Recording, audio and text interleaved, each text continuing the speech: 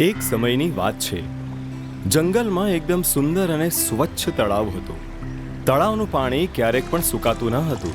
જંગલના બધા જ પ્રાણીઓ હળીમળીને સાથે રહેતા હતા અને એ જ તળાવના પાણીથી પોતાની તરસ छिपाવતા. એક દિવસ એક ભયાનક રાક્ષસે પોતાની તરસ छिपाવવા એ તળાવનું પાણી પીધું. તળાવનું પાણી તેને બહુ ગમ્યું અને આ રીતે તેણે તળાવને જ પોતાનું ઘર બનાવવાનું નક્કી કર્યું. બીજા દિવસે જ્યારે જંગલના પ્રાણીઓ ત્યાં પાણી પીવા આવ્યા ત્યારે એ રાક્ષસે ભયાનક અવાજમાં તે પ્રાણીઓને કહ્યું, જંગલના જાનવરો, કાન ખોલીને સાંભળો. આજ પછી આ ઝીલમાં પાણી પીવા કોઈ નહીં આવે.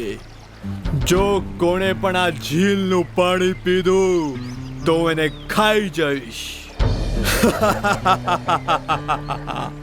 રાક્ષસની વાત સાંભળીને બધા જ જાનવરો ગભરાઈ ગયા અને કંઈ પણ બોલ્યા વગર ત્યાંથી ચૂપચાપ જતા રહ્યા. એ જ જંગલમાં વાંદરાઓનું એક ટોળું રહેતું હતું.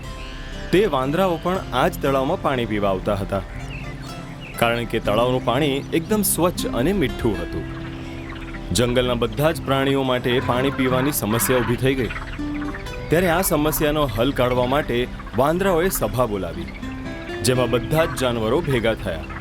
ત્યારે સરદાર વાંદરાએ કહ્યું, તમે બધા જાણો જ છો કે આપણા ઝીલ પર એક રાક્ષસે કબજો કરી લીધો છે. જો આપણામાંથી કોઈ પણ ઝીલ પર પાણી પીવા ગયું તો એ રાક્ષસ એને ખાઈ જશે. પણ સરદાર, પાણીના વગર તો અમે બધા મરી જશું. મારા મિત્રો, આપણને સુખ શાંતિથી રહેવું છે તો ઝીલને છોડવું પડશે. આપણને બધાને નાના તાલાબથી જ કામ ચલાવવું પડશે. આમાં જ આપણા બધાની ભલાઈ છે. ઠીક છે સરદાર. બધા જ જાનવરોએ સરદાર વાંદરાની વાત માની લીધી અને એ દિવસથી બધા જ નાના તળાવમાંથી પાણી પીવા લાગ્યા. આ રીતના ઘણા વર્ષો વીતી ગયા.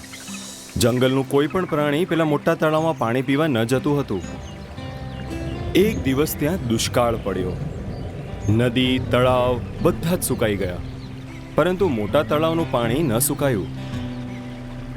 જંગલના જાનવરોની સામે પાણીની સમસ્યા પાછી ઊભી થઈ. બધા જ જાનવરો તે જંગલને છોડીને જવા લાગ્યા, પરંતુ વાંદરાઓની ટોળીને આ જંગલ સાથે ખૂબ જ લગાવ હતો. તેઓ આ જંગલને છોડવા ન માંગતા હતા. આ સમસ્યાનો ઉકેલ લાવવા માટે વાંદરાઓએ આપસમાં જ એક સભા બોલાવી. આપણને જલ્દીથી જ પાણીની વ્યવસ્થા કરવી પડશે, નહીં તો આપણે બધા તરસીને મરી જશું. શાંતિ રાખો ભાઈ, આપણે બધા પાણીની સમસ્યાનું સમાધાન લાવશું, એટલે જ આપણે અહીંયા એકત્રિત થયા છે. સરદાર, આપણને ઝીલનું પાણી પીવું પડશે, પણ ઝીલનો રાક્ષસ શું આપણને પાણી પીવા આપશે? આપણને એકવાર રાક્ષસને વિનંતી કરવી પડશે, નહીં તો આપણને પણ બીજા જનાવરો જેવું આ જંગલ છોડવું પડશે. સરદાર વાંદરાની વાત સાંભળીને બધા જ વાંદરાઓ મળીને તળાવ પાસે ગયા. સરદાર વાંદરો જોરથી બૂમ પાડીને કહે છે, ઝીલના માલિક, કૃપા કરીને બહાર આવો, અમારી વિનંતી સાંભળો. સરદાર વાંદરાની વાત સાંભળીને પેલો રાક્ષસ પાણીની બહાર આવ્યો અને ગુસ્સામાં પોતાની આંખો લાલ લાલ કરીને ભયાનક અવાજમાં બોલ્યો, મૂર્ખ વાંદરાઓ, તમે અહીંયા બધા કેમ આવ્યા છો? હું અહીંયા આરામથી ઊંઘતો હતો. તમે મારી ઊંઘ કેમ બગાડી? જતા રહો અહીંયાથી, નહીં તો બધાને મારીને ખાઈ જઈશ. રાક્ષસ મહારાજ, તમે બહુ મહાન છો. મહારાજ, બહુ મોટો અકાલ પડી ગયો છે. નદી અને તાલાબ સુકાઈ ગયા છે. બધા જ જનાવરો ભૂખ અને તરસથી મરી રહ્યા છે. આ ઝીલનું પાણી પીવા માટે અમને તમારી ઇજાજત જોઈએ છે. જો અમને પાણી ના મળ્યું તો અમે બધા મરી જશું. વાંદરાઓની વાત સાંભળીને રાક્ષસ ગુસ્સામાં બોલ્યો, વાંદરાઓ, જો તમારામાંથી કોઈ પણ આ ઝીલમાંથી પાણી પીધું તો હું એને ખાઈ જઈશ. આટલું કહીને રાક્ષસ પાછો પાણીની અંદર જઈને સૂઈ ગયો. બધા જ વાંદરા ઉદાસ થઈ ગયા, તેમના મોઢા ઉતરી ગયા. પણ સરદાર વાંદરો ઉદાસ ન થયો. તે કંઈક વિચારવા લાગ્યો. ત્યાં જ તેને એક ઉપાય સૂઝ્યો.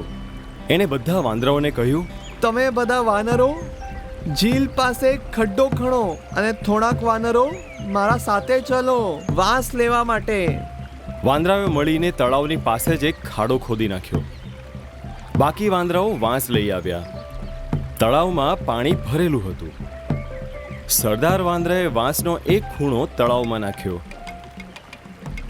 અને બીજા ખૂણેથી મોઢું લગાવીને એટલું જોર જોરથી શ્વાસ ખેંચવા લાગ્યો કે જ્યાં સુધી તેમાં પાણી ન આવી ગયું.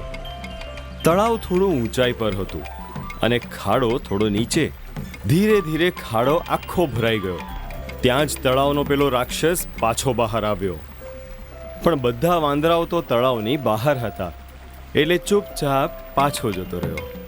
વાંદરાઓએ તળાવનું મીઠું પાણી પીધું અને ખુશીઓ મનાવવા લાગ્યા. શિક્ષા: બુદ્ધિથી અસંભવ કામ પણ સંભવ થઈ જાય છે. અમારા યુટ્યુબ ચેનલને હમણાં જ સબસ્ક્રાઇબ કરો. નવા વિડીયોઝ જોવા માટે બેલ આઇકોન જરૂર દબાવો.